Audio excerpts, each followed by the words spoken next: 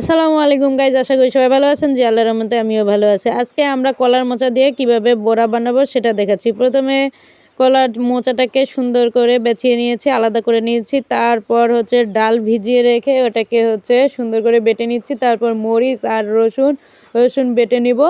তারপর বেটে নেওয়ার পর যে কলার মোচাটা ওটাকে সেদ্ধ করে নিয়েছি। তো এটা সেদ্ধ করার পর কলার মোচা এবং পেঁয়াজ বাটা, আদা বাটা, রসুন বাটা, তারপর ডাল, তারপর পেঁয়াজ আর কিছু কুচি কুচি করে কেটে দিয়েছি যাতে দেখতে আরও সুন্দর দেখা যায়, খেতেও মজা লাগে। তারপর লবণ পরিমাণ মতো, তারপর হলুদ, তারপর একটু জিরার গুঁড়া দিয়ে সুন্দরভাবে মাখিয়ে নিচ্ছি।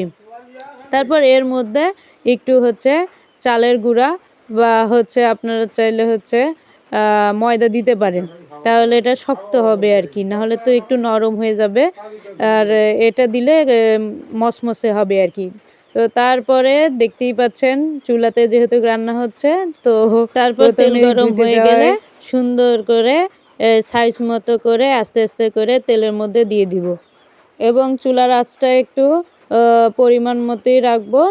হ্যাঁ, তারপর এটা যখন একটু লালচে হয়ে যাবে, তারপর সেটাকে পরবর্তীতে উল্টাই দিব আর কি।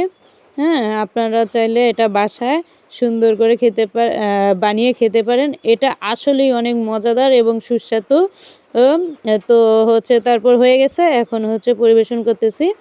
তো অবশ্যই বাসায় আপনারা ট্রাই করবেন এবং বলবেন যে খেতে কেমন হয়েছে। আর অবশ্যই এই চ্যানেলটাকে এবং ফেসবুক অ্যাকাউন্টটা হলে অবশ্যই সাবস্ক্রাইব করে দিবেন এবং ফলো করে দিবেন। ধন্যবাদ সবাইকে। পরবর্তীতে কী নিয়ে ভিডিও দিব জানাবেন।